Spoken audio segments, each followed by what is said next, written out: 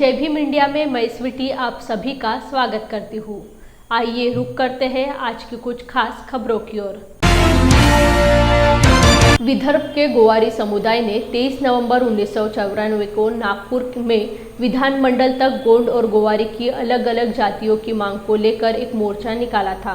सरकार ने इस समाज और मोर्चा की ओर ध्यान दिए बिना इस मोर्चा को कुचल दिया। परिणाम स्वरूप 114 गोवारी शहीद हो गए। उन शहीद गोवारी भाइयों को अभिवादन करने के लिए आज नागपुर के गोवारी शहीद चौक पर उप मुख्यमंत्री देवेंद्र फडणवीस के साथ सभी पार्टी के कार्यकर्ताओं ने मौजूद रहे और अभिवादन किया। 28 सालों से राज्य और केंद्र में कांग्रेस राकापा बीजेपी सेना की सत्ता है। उसके बावजूद भी गोवारी माना और हलबा के आरक्षण का मसला अभी तक हल नहीं हो पाया है।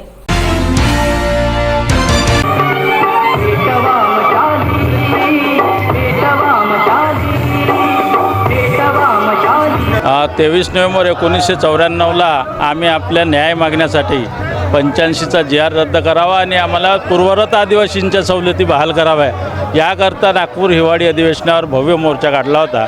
त्याच्यात मी प्रत्यक्ष साक्षीदार आहो आणि तेव्हापासून तर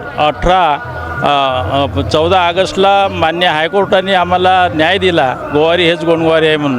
परंतु या महाराष्ट्र शासनामध्ये महाविकास आघाडी सरकार आल्याने महाविकास आघाडी सरकार हे सुप्रीम कोर्टात त्या मान्य हायकोर्टाच्या विरोधात गेले। त्यामुळे पुनश्च आमची तिथं आणि फार मोठमोठाले वकील लावले आणि पुन्हा हार झाली।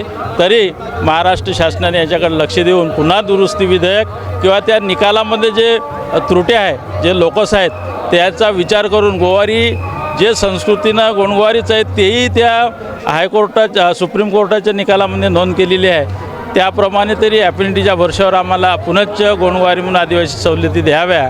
परंतु शासनाच्या दुर्लक्षितपणामुळे किंवा राजकीय एक आमांचं वरदहस्त नसल्यामुळे या समाजाचा प्रश्न वारंवार असाच पेंडिंग पडत आहे आणि आता युवक हा फार पुढारलेला आहे। त्यामुळे भविष्यात येणाऱ्या वेळेस फार मोठं आंदोलन घेण्याचा आम्ही तयारीत आहोत आणि लवकरच या शहीद झालेल्या बांधवांना न्याय मिळवून देण्याच्या प्रयत्नात आमची आदिवासी गोवारी समाज संघटनाच्या तर्फे मी कैलास राऊत नेहमी प्रयत्नत असतो आणि पूर्ण विदर्भातील जनता आमच्यासोबत आहे। एक दिवस नक्कीच गोवारी शहीदांना आम्ही न्याय मिळवून देऊ। गोवारी समाजाची मागणी ही रास्त आहे, कारण त्यांचा संपूर्ण काळ हा दराखोऱ्यातच गेला आहे, लोकांच्या गायी चारण्यात गेला आहे आणि आदिवासीमधल्या गोंड समाजांशी त्यांचे जवळचे घनिष्ठ संबंध आहेत। जवळजवळ संस्कृतीसुद्धा मिळती जुळती आहे, म्हणून त्यांना अनुसूचित जमातीमध्ये समाविष्ट करणं गरजेचं आहे। गोवारी हा माणूस आहे, त्याला माणूस म्हणून समाजातल्या इतर घटकाप्रमाणे सन्मानाने सुखाने जगता यायचं असेल तर त्याला त्या जमातीचा अनुसूचित जमातीत समावेश होणं गरजेचं आहे। दुर्दैवाने आश्वासनं निवडणुकीच्या वेळेला एक सरकार गेलं। 94ला मी विधिमंडळात होतो, आम्ही प्रचंड गदारोळ केला होता या मुद्द्यावर आणि 114 गोवारी शहीद झाले। म्हणजे देशाच्या स्वातंत्र्याच्या लढाईसारखी ही सामाजिक मागणी होती, पण असणाऱ्या सरकारने याची गांभीर्याने दखल घेऊन यांना न्याय द्यावा आणि यांचा अनुसूचित जमातीमध्ये आदिवासी समाजाचा यांचा गोवारी समाजाचा आदिवासी अनुसूचित जमातीमध्ये समावेश करावा।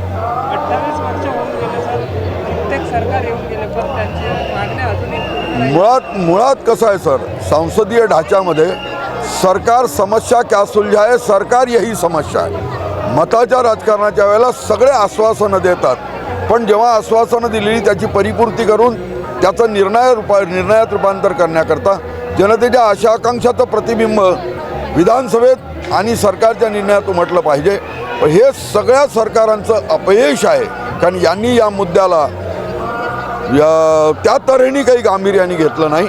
मी सरकारला या निमित्ताने चेतावणी देतो की त्यांनी हा मुद्दा गांभीर्याने घ्यावा आणि एवढे वर्ष 28 वर्षाआधीची घटना आणि आता हे करून 114 लोकांचे गेलेले बळी व्यर्थ न हो बलिदान म्हणून सरकारने याचा गांभीर्याने विचार करून निर्णय करून यांना अनुसूचित जमातीमध्ये समाविष्ट करा।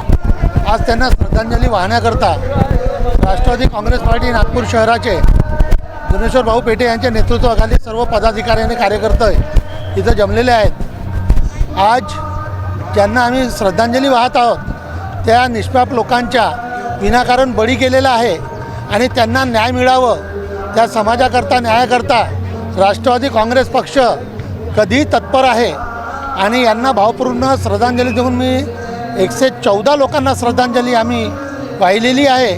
त्या 114 लोकांच्या आत्म्यास शांती मिळो ही सदिच्छा करून राष्ट्रवादी काँग्रेस पार्टी नागपूर शहर दुनेश्वर भाऊ पेठे यांच्या नेतृत्वामध्ये आपले कार्यकर्ते पदाधिकारी यांना समन्वय घेऊन यांना सर्वांना सोबत घेऊन आज गोवारी समाजावर, आदिवासी गोवारी समाजावर जो अन्याय झालेला आहे त्या अन्यायाला आम्ही पुढे वाचा फोडू आणि त्यांना न्याय मिळवून देण्याच्या प्रक्रियेमध्ये राष्ट्रवादी काँग्रेस पार्टी नागपूर शहर, नागपूर जिल्हा आम्ही सर्व सदैव त्यांच्या सेवेमध्ये तत्पर राहू।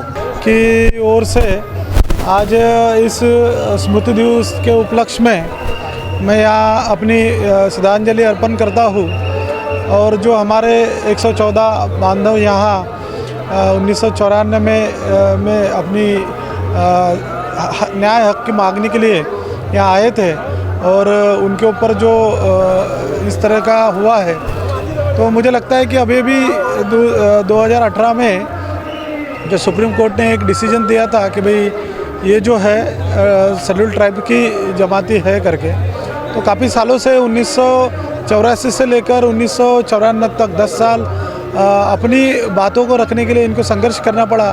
आज भी हम देखते हैं कि समाज में ये जो समाज है तो इनका आज भी सही मायने में हमेशा भटकने का रहा है, कभी सरकार के दरबार में रहा है तो कभी समाज में अलग अलग मांगों को लेकर अपनी बात को रखने के लिए। 24 नवंबर को रविकांत तुपकर के नेतृत्व में सोयाबीन कपास किसानों ने मुंबई में अरबी समुद्र में जल दहन आंदोलन का आह्वान किया है। इस आंदोलन की तैयारी आज से चल रही है। कार्यकर्ता स्वाभिमानी जनसंपर्क कार्यालय के सामने प्रदर्शन कर रहे हैं। यंत्रणा भी अलर्ट हो गई है। रविकांत तुपकर किसानों के साथ आज 23 नवंबर की सुबह बुल्ढाना शहर के स्वाभिमानी हेल्पलाइन सेंटर से मुंबई के लिए रवाना होंगे। महाराष्ट्रातला सोयाबीन कापूस उत्पादक शेतकरी आज आत्महत्येच्या उंबरठ्यावर उभा आहे। सोयाबीनला उत्पादन खर्च भरून निघेल एवढाही भाव नाही, कापसाची सुद्धा वाईट अवस्था आहे आणि नुकसान भरपाईचे 1 रुपया सुद्धा मिळाला नाही। पीक विमा कंपन्यांनी एक सदाम सुद्धा फेकून मारला नाही। आज रब्बीचा हंगाम सुद्धा आमच्या हातातून जाण्याची शक्यता आहे आणि दिवसाची वीज पाहिजे आम्हाला, रात्रीची नको आणि जळलेले ट्रान्सफॉर्मर 48 तासाच्या आत दिले पाहिजे असा कायदा असताना महिना आम्हाला ट्रान्सफॉर्मर मिळत नाही।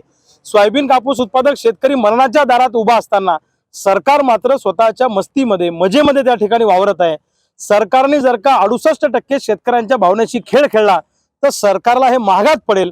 आता आम्ही मुंबईच्या दिशेने अरबी समुद्राकडे निघालेलो आहे आणि आम्ही उद्या सकाळी 24 तारखेला अरबी समुद्रामध्ये जलसमाधी घेणार आहोत।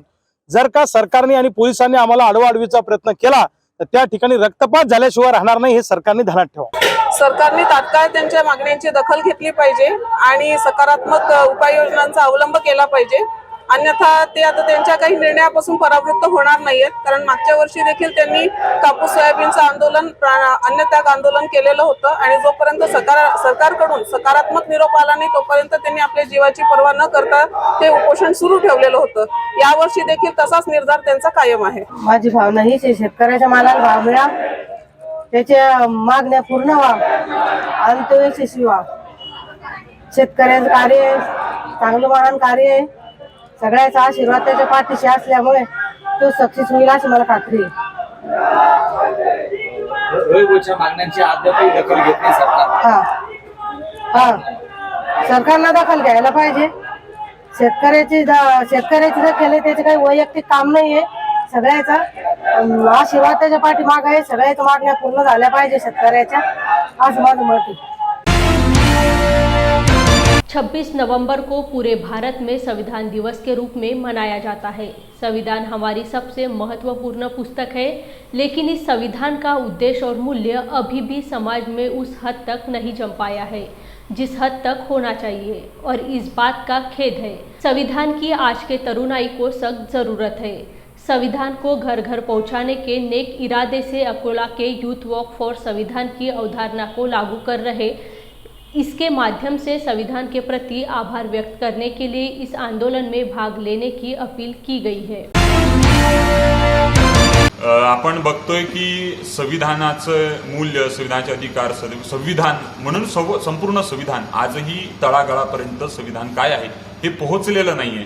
आणि म्हणून ज्या संविधानानं आपल्याला चालण्याचा, बोलण्याचा, लिहिण्याचा या अनेक गोष्टींचा जो काही आपल्याला अधिकार दिला, जगण्याचा अधिकार दिला, मला वाटतं की त्या संविधानाला घेऊन आता चालण्याची गरज आलेली आहे. म्हणजे नेहमी मी एक म्हणत असतो की आमचा धर्म जरी भारतीय असला तरी आमचा धर्मग्रंथ हा संविधान आहे. आणि म्हणून मग आत्ता हा खरा धर्म, माणुसकीचा धर्म, मानवतेचा धर्म, समतेचा, समानतेचा, एकतेचा, एकात्मतेचा, बंधुतेचा, धर्मनिरपेक्षतेचा धर्म ग्रंथ हातात घेऊन चालण्याची आता वेळ आलेली आहे. आपण सगळ्यांनी अकोल्यामध्ये आम्ही या वॉक फॉर संविधान नावाच्या या संकल्पनेला घेऊन रेल्वे स्टेशनला अण्णाभाऊ साठेंच्या स्मृतीचं अभिवादन करून नंतर अशोक वाटिकेला महात्मा फुले, गौतम बुद्ध आणि बाबासाहेब यांच्या प्रतिमेला अभिवादन करू आणि गांधी जवाहर बागेमध्ये या वॉक फॉर संविधानचा समारोप करणार आहे.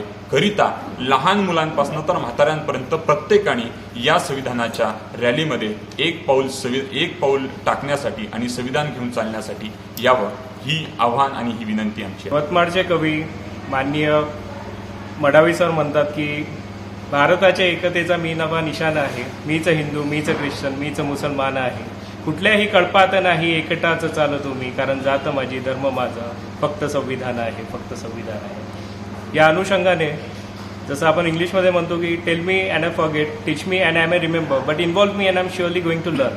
तसंच भारतातल्या आणि त्यातल्या त्यात अकोल्यातल्या प्रत्येक विद्यार्थ्यांना, प्रत्येक महाविद्यालयीन तरुणांना आम्ही इथनं आव्हान करतो की 26 नोव्हेंबरला जो आम्ही वॉक फॉर संविधान या कार्यक्रमाचे जे आयोजन केले आहे त्यात मोठ्या संख्येने उपस्थित राहावं आणि याची शोभा वाढवावी. त्यात आम्ही कुठल्याही राजकीय हा प्लॅटफॉर्म नाही आहे, सर्व युवकांना घेऊन आम्ही जे वॉक फॉर संविधान आणि याचे आयोजन नॅशनल स्टुडंट फोरम आणि संविधान प्रचारक हे 2 करत आहेत. इतकंच म्हणतो. थँक्यू. जय भीम इंडिया में वक्त हो चला है एक छोटे से ब्रेक का. मिलते हैं ब्रेक के बाद. क्या हुआ बहू? माँ, पाइल्स की बहुत तकलीफ हो रही है. तो तुम गुदरोग सर्जन के पास क्यों नहीं गई? देखो, जैसे हार्ट के लिए हार्ट स्पेशलिस्ट, ब्रेन के लिए ब्रेन स्पेशलिस्ट, तो पाइल्स के लिए पाइल्स स्पेशलिस्ट क्यों नहीं? स्त्री हो या पुरुष, टॉयलेट में तकलीफ केवल पाइल्स ही नहीं और भी कई प्रकार के गुदरोग तथा कैंसर भी हो सकता है. इसीलिए इसकी प्रत्यक्ष जांच जरूरी है. ठीक है माँ, पर जांच के लिए हम जाएंगे कहाँ? वही काले आयुर्वेदिक पाइल्स हॉस्पिटल में. लेकिन माँ, प्रेगनेंसी में पाइल्स की दवाइयाँ? प्रेगनेंसी में आयुर्वेदिक दवाइयाँ सुरक्षित होती है. जनहित में जारी. काले आयुर्वेदिक पाइल्स हॉस्पिटल, औषधि चिकित्सा तथा सर्जरी ट्रीटमेंट उपलब्ध. हमारा पता उमरेड रोड, दिघौरी बस स्टॉप के पास, नागपुर. अधिक जानकारी के लिए वेबसाइट पर जाएं kalepailshospital.com. जय भीम इंडिया में ब्रेक के बाद आप सभी का स्वागत है. आम्बेडकर जयंती, संविधान दिन और आम्बेडकर जी के महापरिनिर्वाण दिन पर आम्बेडकरी जनता बाबा साहेब को अभिवादन करते हैं और उन्हें याद करते हैं. बाबा साहेब का कार्य इतना बड़ा है कि उन्हें 365 दिन याद करना चाहिए. 365 दिन बाबा साहेब को अभिवादन करने नागपुर के संविधान चौक पर भंते हर्षबोधी द्वारा अभियान चलाया गया, जिसके तहत एक परिवार बाबा साहेब के प्रतिमा को माल्यार्पण कर अभिवादन करता है. रविवार को नागपुर के पूर्व पालक मंत्री नितिन राउत, इनके हाथों बाबा साहेब के प्रतिमा को माल्यार्पण कर अभिवादन किया गया. बुद्धिस्ट इंटरनेशनल नेटवर्क संगठना के राष्ट्रीय प्रभारी पद पर भंते हर्षबोधी, इनकी नियुक्ति होने पर डॉक्टर नितिन राउत, इनके हाथों शाल देकर सत्कार किया गया. इस अवसर पर भंते राहुल और आम्बेडकरी अनुयायी उपस्थित थे.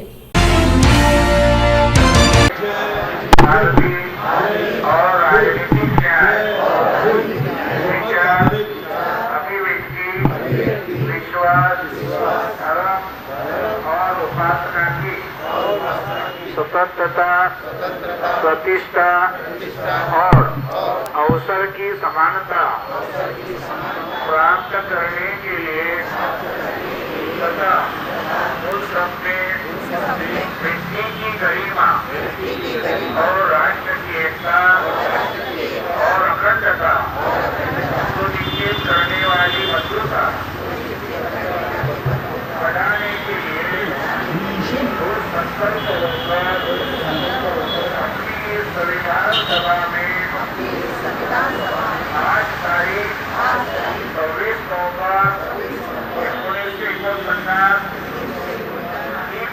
हे संकट काही सोपं नाही आणि या संकटाच्या समयी आपण संविधानाच्या आठवणी करतो. त्या ठिकाणी संविधानाचं या ठिकाणी प्रास्ताविक आपण त्याचं वाचन करतो.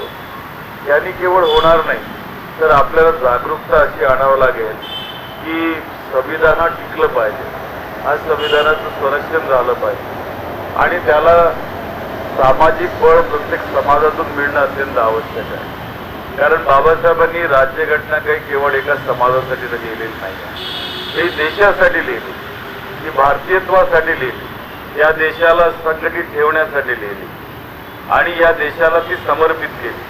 त्यामुळं आपलं आद्य कर्तव्य बनतं की बाबासाहेबांचे ते विचार, त्या संबंधीचं आचरण हे सगळं आपण घेऊन सर्वांना सोबत जोडून कशा पद्धतीने आपण संविधानाचं संरक्षण करू शकू आणि त्याला जिवंत ठेवू शकू या कामी आपण पुढाकार घेतात. त्याचा निश्चितच मला आपलं कितीही कौतुक केलं तरी कमी आहे. तरीही मी आपल्या सर्वांना शुभेच्छा देतो आणि मला या ठिकाणी निमंत्रित केल्याबद्दल पूज्य भंतेजींचे आणि त्यांचे सर्व समस्त सहकाऱ्यांचे या ठिकाणी मनपूर्वक आभार मानतो.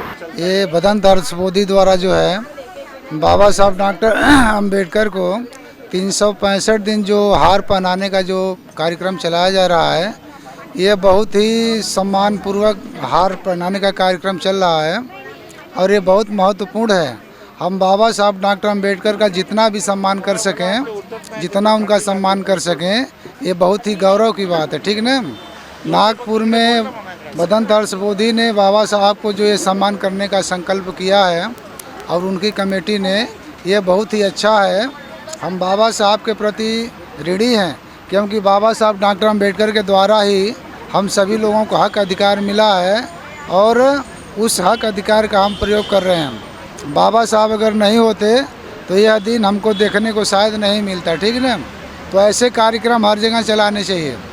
यहाँ संविधान चौक पर ही नहीं, कहीं भी इस तरह की जहाँ पे अच्छे पैलेस पे बाबा साहब की मूर्ति लगी है वहाँ निश्चित रूप से करना चाहिए और बाबा साहब अम्बेडकर का मान गौरव निश्चित रूप से करना चाहिए. राज्यपाल भगत सिंह कोश्यारी हमेशा ही किसी न किसी बयान के चलते चर्चा में रहते हैं. महापुरुषों के मामले में खास चर्चा में आ रहे हैं. इससे पहले भी कहा जा रहा है कि उन्होंने महापुरुषों के बारे में गलत बयान दिए थे. अब एक बार फिर उन्होंने महाराष्ट्र के आदर्श छत्रपति शिवाजी महाराज को लेकर विवादित बयान दिया है. इसलिए पूरे महाराष्ट्र में इसको लेकर ज़बरदस्त रोष जताया जा रहा है. इस बयान के विरोध में कलेक्टर कार्यालय के सामने शिवसेना के ठाकरे गुट की ओर से पोस्टरों को इथपासून रिपीट घ्यायचं आहे.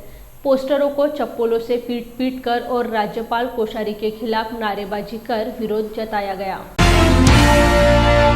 मुर्दाबाद मुर्दाबाद भगत सिंह कोश्यारी मुर्दाबाद मुर्दाबाद मुर्दाबाद भगत सिंह कोश्यारी मुर्दाबाद. या भगत सिंह कोश्यारीचं करायचं काय? काळी मुंडकं वर वर. जय भवानी जय शिवाजी जय छत्रपती शिवाजी महाराज की जय. ज्योतिबांचा जय. छत्रपती शिवाजी महाराज की जय. महाराष्ट्राचे राज्यपाल भगतसिंग कोश्यारी यांनी सुधांशु त्रिवेदी यांनी जे वक्तव्य केलं आहे त्या वक्तव्याचा निषेध व्यक्त करत या ठिकाणी उद्धव बाळासाहेब ठाकरे यांच्या शिवसेनेच्या वतीनं या ठिकाणी जोडो मारो आंदोलन या ठिकाणी करण्यात आले आणि कोश्यारीजींचे जे काही प्रतिमा होत्या त्या या ठिकाणी फाडण्यात आल्या. काय नेमक्या त्यांच्या भावना आहेत ते आपण जाणून घेऊया. काय सांगायचं? महाराष्ट्राचे जे राज्यपाल आहे कोश्यारीजी, हे सातत्याने आपण बघतोय गेल्या 3 ते 4 वर्षापासून आमच्या आराध्य दैवत छत्रपती शिवाजी महाराजांबद्दल अतिशय खालच्या पातळीवर जाऊन बोलत आहेत. तरी त्यांना अजूनही अक्कल सुचली नाही. खरं जर म्हटलं तर हे एक भाजपचं पिल्लू सोडलेलं आहे महाराष्ट्रावर. आम्ही शिवसेनेच्या वतीने त्यांना तीव्र असं हे देतो, आंदोलन करण्याचा इशारा देतोय. यापुढे जर त्यांनी अशी गलिच्छ, नालायक आणि नीच वृत्तीचं जर वर्तन केले किंवा त्यांच्या तोंडातून अशी जर भाषा निघली तर त्यांना निश्चित आमच्या संघटनेच्या वतीनं तिथे जाऊन त्यांना खेटर मारल्याशिवाय राहणार नाही. एवढंच मी इथे सांगू इच्छितो. या ठिकाणी आहेत त्यांच्या जिल्हा संघटना आहेत, त्यांच्याकडून आपण त्यांच्या भावना आहेत त्या जाणून घेऊया. जय महाराष्ट्र. गेल्या काही दिवसामध्ये कोश्यारी जे आहे आपल्या राज्याचे राज्यपाल हे जे काही वक्तव्य करतात थोर पुरुषांविषयी, मागेही त्यांनी महात्मा ज्योतिबा फुलेंविषयी केलेलं होतं आणि आताही त्यांनी छत्रपती शिवाजी महाराजांविषयी केलेलं आहे. कोश्यारीच नाही तर भाजपाचे जे काही नेते आहे किंवा वक्ता आहे, ज्याला ते स्वतःला वक्ता मानतात, संदीप पात्रा, हे सुद्धा वारंवार छत्रपती शिवाजी महाराजांचा अपमान करतात. तर या भाजपांना ही ताकद का मिळते आणि कशी मिळते की जे छत्रपती शिवाजी महाराज हे आराध्य दैवत आहे, जे छत्रपती शिवाजी महाराजांच्या पायाची धूळ सुद्धा अजूनही त्यांची मिटलेली नाही एवढ्या वर्षापासून, आणि हे कोणाशीही तुलना या पद्धतीनं करणं हे अतिशय निंदनीय आणि निषेधार्ह आहे. संदीप पात्रा यांना आणि कोश्यारीजी यांना यांच्या पदावरून खाली उतरवावं, यांना राज्यपाल राहण्याचा अधिकार नाही तिथे, एवढंच मी इथे सांगू शकेल. आणि भाजपालाही सांगू शकेल की यानंतर जर का असे वक्तव्य झाले तर आम्ही अख्ख्या महाराष्ट्रामधले जे काही शिवसेना आहे, उद्धव बाळासाहेब ठाकरे, हे सगळं अख्खा जन आंदोलन पेटल्याशिवाय राहणार नाही. राज्यपाल भगतसिंग कोश्यारी आणि त्रिवेदी यांच्यावर या कारवाई करण्यात यावी अशी मागणी शिवसेनेच्या वतीनं, उद्धव बाळासाहेब ठाकरे यांच्या शिवसेनेच्या वतीनं या ठिकाणी करण्यात आली आहे. राज्यपाल भगत सिंह कोश्यारी बार बार युग पुरुष छत्रपति शिवाजी महाराज के बारे में अपशब्दों का प्रयोग कर रहे हैं. इसी वक्तव्य का विरोध करने सभी पदाधिकारी व कार्यकर्ता वर्धा में छत्रपति शिवाजी महाराज की प्रतिमा के पास एकत्रित हुए और राष्ट्रवादी कांग्रेस की ओर से काली टोपी जलाकर राज्यपाल के विरोध में जोरदार नारेबाजी की गई. राज्यपालाचं करायचं काय? अरे या राज्यपालाचं करायचं काय? भगतसिंग कोश्यारीचा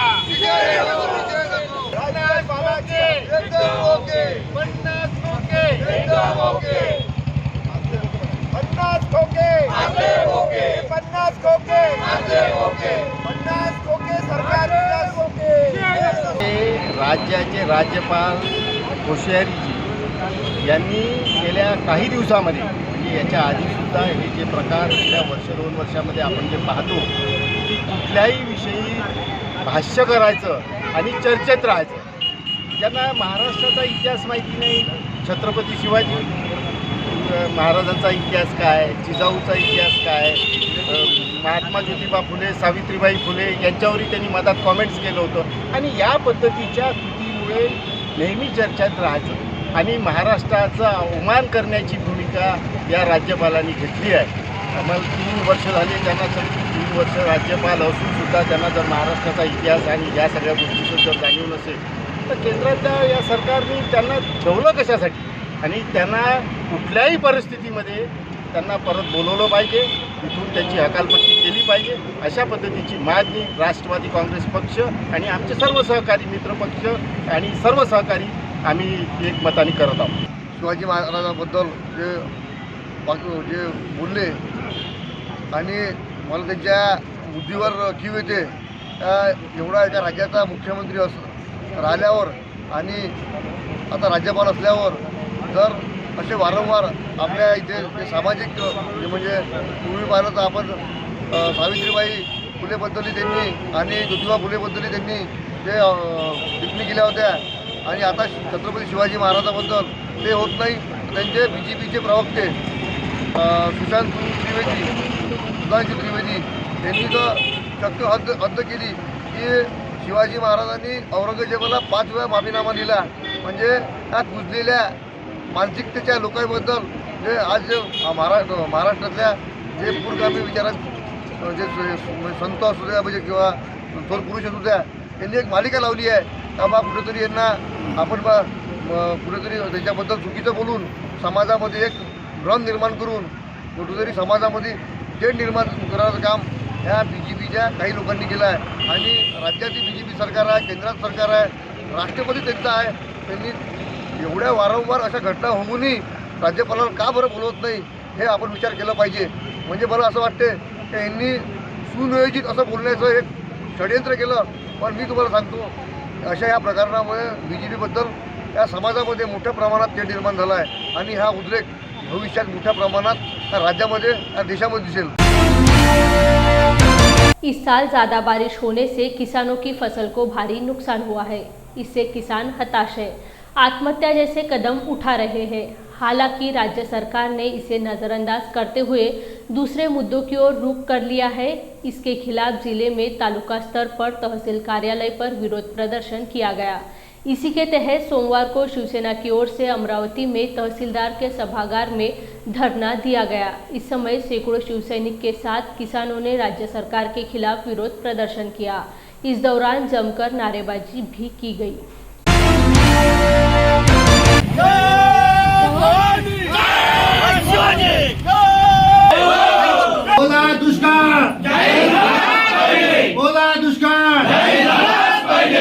शिवसेना अमरावती जिल्ह्यातर्फे सर्व अमरावती जिल्ह्याच्या तहसील कार्यालयावर आंदोलन करण्यात आलं। प्रत्येक तालुका प्रमुखाच्या नेतृत्वात हे आंदोलन करण्यात आलं। या आंदोलनात अमरावती तहसीलमध्ये सुद्धा आशिष धर्माळे यांच्या नेतृत्वात आंदोलन करण्यात आलं। हे आंदोलन करत असताना सरकारने विविध गोष्टीवर आश्वासनं दिली। 24 तासामध्ये आम्ही शेतकऱ्यांना अतिवृष्टीची मदत करतो, दिवाळीच्या आधी सीधा वाटप देतो, त्यांच्या खात्यात पैसे जमा करतो, अशा अनेक घोषणा केल्या, परंतु अद्यापपर्यंत शेतकऱ्यांना कोणती मदत मिळाली नाही। मग हे घोषणेचा पाऊस पाडणारं सरकार आहे। एकीकडे अतिवृष्टीनं शेतकरी मेला आणि आता घोषणेची अतिवृष्टी होत आहे। म्हणून आमची एवढीच मागणी आहे की अशा नालायक सरकारला खरं तर घरी गेलं पाहिजे, त्यांनी राजीनामा दिला पाहिजे। परंतु ज्या काही शेतकऱ्यांच्या समस्या आहे त्या 8 दिवसात या सरकारने मान्य केल्या पाहिजे, शेतकऱ्यांच्या खात्यात पैसे जमा झाले पाहिजे, अन्यथा आम्ही यापेक्षा मोठे आंदोलन, तीव्र आंदोलन करू। एवढे या प्रश्न। जय भीम इंडिया में वक्त हो चला है एक छोटे से ब्रेक का। मिलते हैं ब्रेक के बाद। क्या हुआ बहू? माँ, पाइल्स की बहुत तकलीफ हो रही है। तो तुम गुदरोग सर्जन के पास क्यों नहीं गई? देखो, जैसे हार्ट के लिए हार्ट स्पेशलिस्ट, ब्रेन के लिए ब्रेन स्पेशलिस्ट, तो पाइल्स के लिए पाइल्स स्पेशलिस्ट क्यों नहीं? स्त्री हो या पुरुष, टॉयलेट में तकलीफ केवल पाइल्स ही नहीं, और भी कई प्रकार के गुदरोग तथा कैंसर भी हो सकता है। इसीलिए इसकी प्रत्यक्ष जांच जरूरी है। ठीक है माँ, पर जांच के लिए हम जाएंगे कहाँ? वही काले आयुर्वेदिक पाइल्स हॉस्पिटल में। लेकिन माँ, प्रेगनेंसी में पाइल्स की दवाइयाँ? प्रेगनेंसी में आयुर्वेदिक दवाइयाँ सुरक्षित होती है। जनहित में जारी काले आयुर्वेदिक पाइल्स हॉस्पिटल, औषधि चिकित्सा तथा सर्जरी ट्रीटमेंट उपलब्ध। हमारा पता उमरेड रोड, दिघौरी बस स्टॉप के पास, नागपुर। अधिक जानकारी के लिए वेबसाइट पर जाएं kalepailshospital.com। जय भीम इंडिया में ब्रेक के बाद आप सभी का स्वागत है। अमेरिका के हार्वर्ड विश्वविद्यालय के प्रोफेसर तथा अंतर्राष्ट्रीय स्तर के कास्ट मैटर इस किताब के लेखक डॉक्टर सूरज एंगड़े, इनका नांदेड़ नगरी में विविध सामाजिक, शैक्षणिक व धार्मिक संगठना की ओर से जंगी स्वागत किया गया। डॉक्टर सूरज एंगड़े यह महाराष्ट्र के नांदेड़ शहर के मूल रहिवासी है। अमेरिका से 5 साल के बाद अपने घर लौटने पर युवा पैंथर के संगठना प्रमुख राहुल प्रधान, शिक्षक संगठना के बाला साहेब लोने सहित नांदेड़ के नागरिकों ने डॉक्टर सूरज एंगड़े इनका बड़े हर्षोल्लास के साथ स्वागत किया है।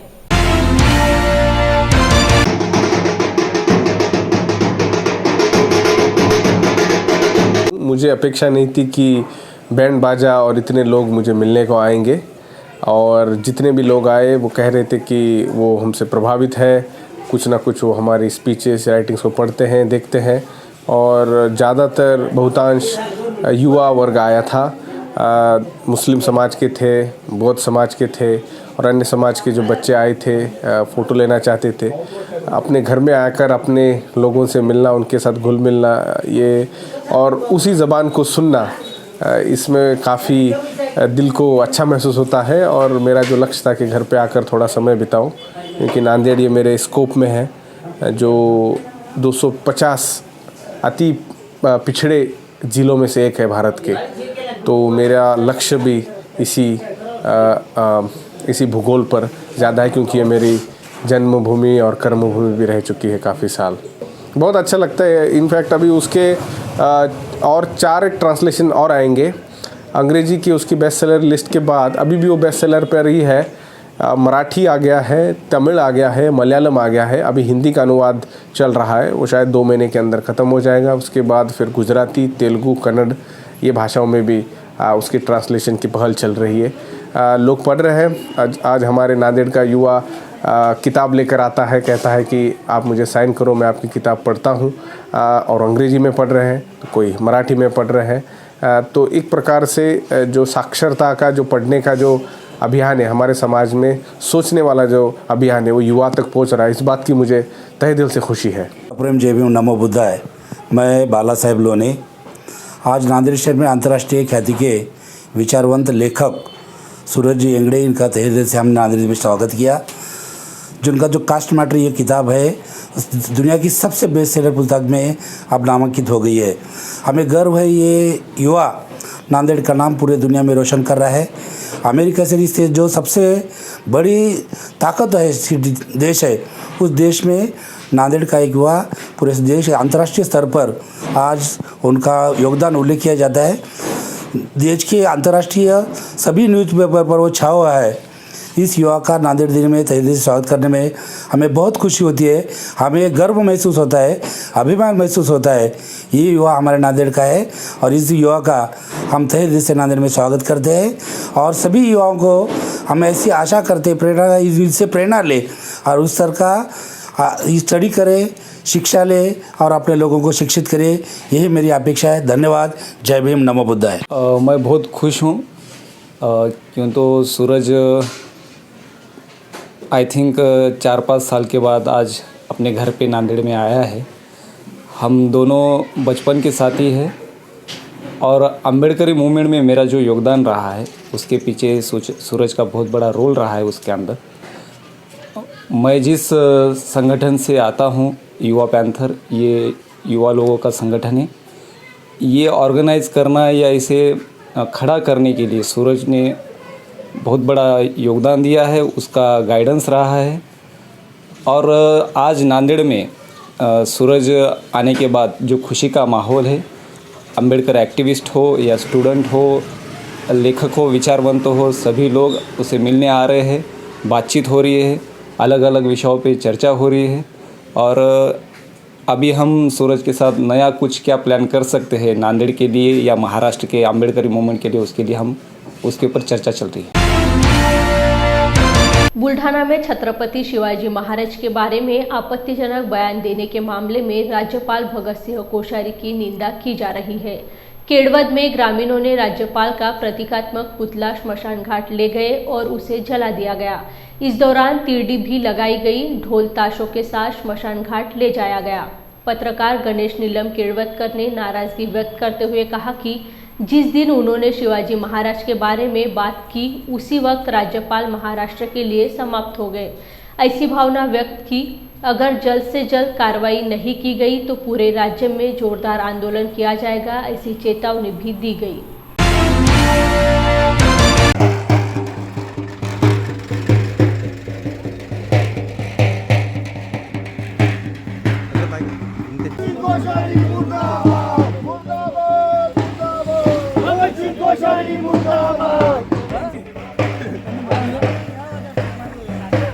भगत सिंग कोश्यारी यांनी मानसपुत्र मानलं होतं। मानसपुत्र या नात्यानं जो प्रेत या माणूस मेल्याच्या नंतर जे विधी करावा लागतो तो मी रितसर या ठिकाणी पाणी धरून हा विधी शेवट केलेला आहे। भगत सिंग कोश्यारी हे आमच्या महान थोर पुरुषाबद्दल नेहमी गर्व ओकत असतात। संविधान पदावर असलेल्या एवढ्या मोठ्या जबाबदार माणसाला ही भाषा शोभत नाही, तरी या विषारी नागाला मी आज प्रेत यात्रा काढून या स्मशानभूमीत आणलेलं आहे। मी या सरकारला एक विनंती करेल की अशा या राज्यपालाला पदावून हटवून त्याला महाराष्ट्राबाहेर हाकलून देण्यात यावे। राज्यपाल भगतसिंग कोश्यारी हे महापुरुषांबद्दल नेहमीच अपशब्द बोलतात। यापूर्वी त्यांनी महात्मा फुले, सावित्रीबाई फुलेंबद्दलही अशीच गरळ ओकलेली। काही दिवसापूर्वी त्यांनी एक असं वक्तव्य केलं होतं की छत्रपती शिवाजी महाराजांना रामदासाशिवाय कोण ओळखतो।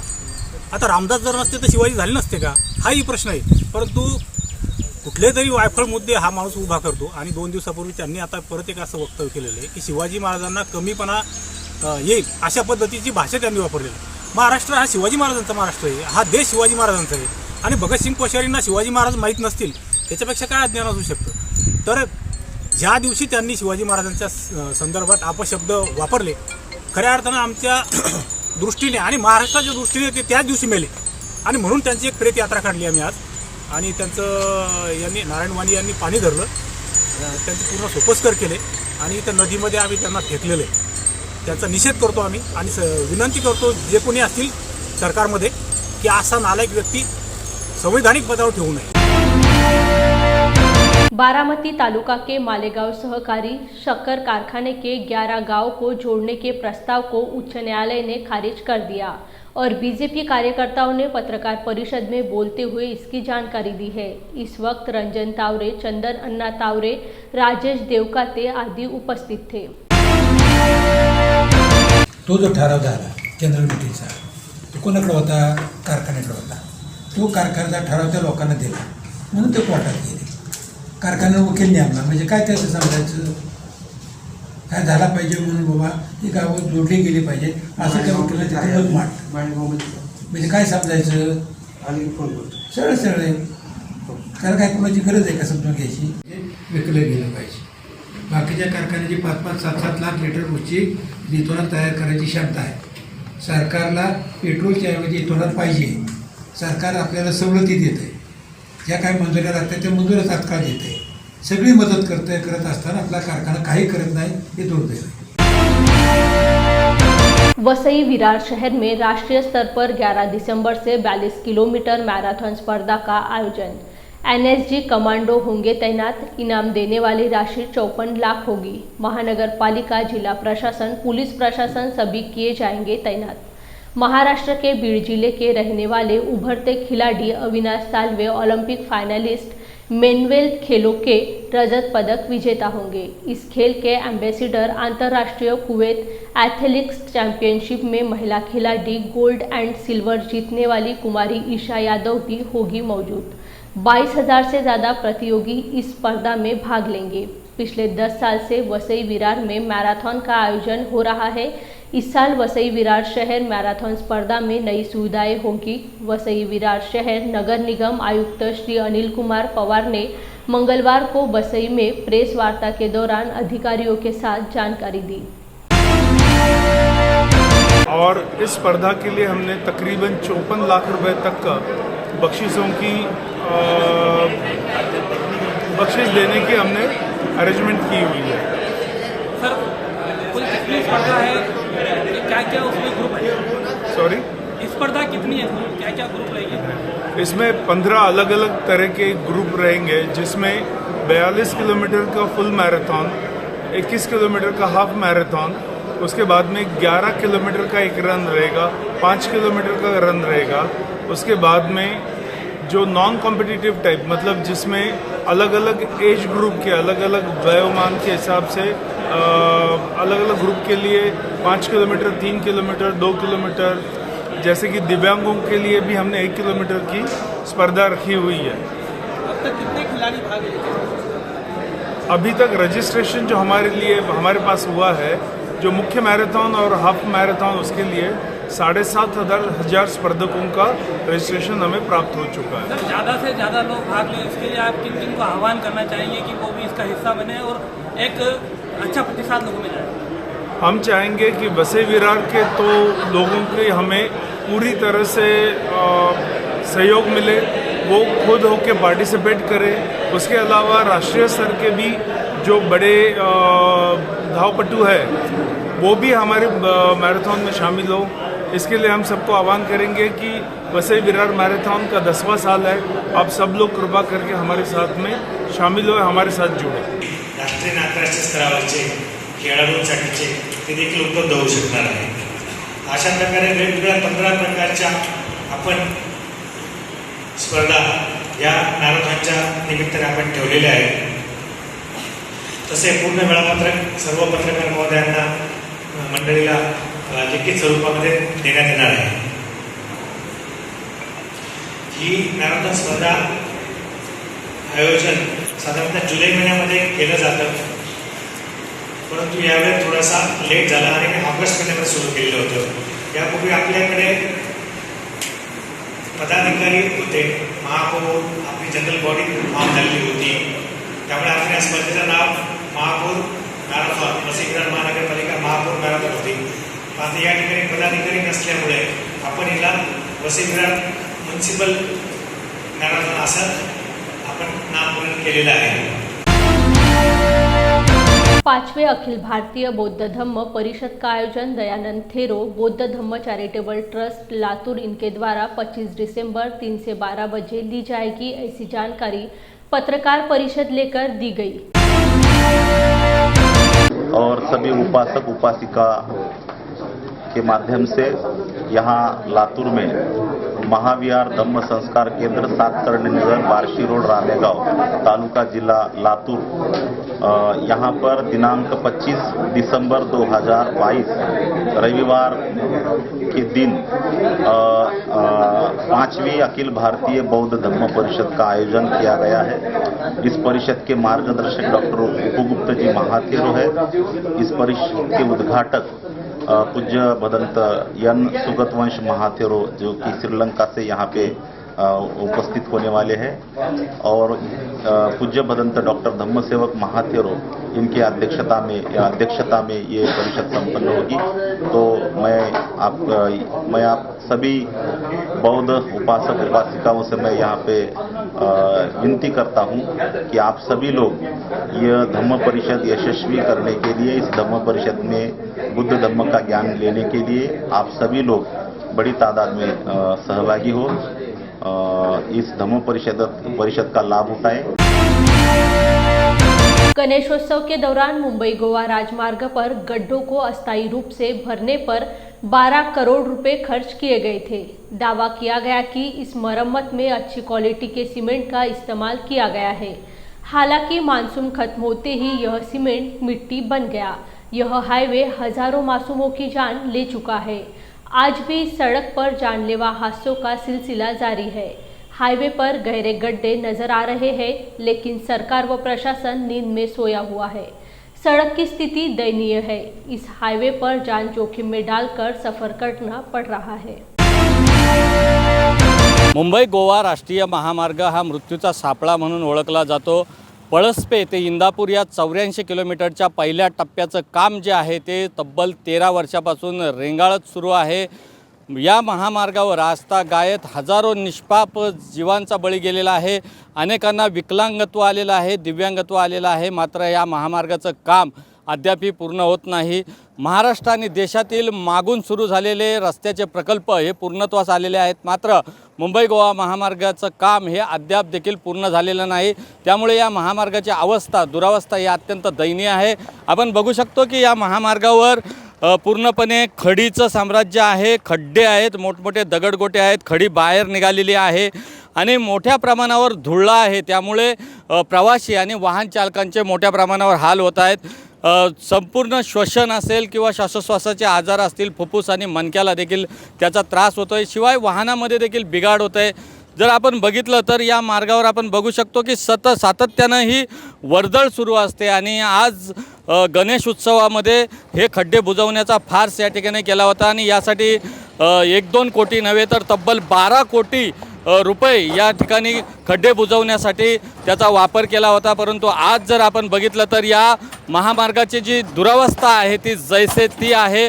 12 कोटी हे धुळल्यात गेले असल्याचं किंवा 12 कोटीचा धुरळा झाला असल्याचं आपण या ठिकाणी म्हणू शकतो। आजही या मार्गावर जीवघेणा प्रवास करावा लागतोय। अनेक निष्पाप जीवांचा बळी होतोय। दिवसेंदिवस या ठिकाणी अपघात होत आहेत। आपण महामार्गाची दुरावस्था या ठिकाणी बघू शकतो की संपूर्णतः खड्डे मोठ्या प्रमाणावर पडलेले आहेत। धुरळा या मार्गावर आहे आणि कोणत्याही प्रकारच्या उपाययोजना या ठिकाणी होताना दिसत नाहीत। अद्यापपर्यंत या ठिकाणी अनेक निष्पाप जीवांचा बळी गेल्यानंतरही सरकार आणि प्रशासन केव्हा जागा होणार आणि सुरक्षित आणि सुखकर प्रवासासाठी हा मुंबई गोवा महामार्ग कधी दुरुस्त होणार असा सवाल या ठिकाणी उपस्थित होताना दिसतंय। आज के लिए बस इतना ही। कल फिर मिलेंगे। जय भीम इंडिया में। जय भीम।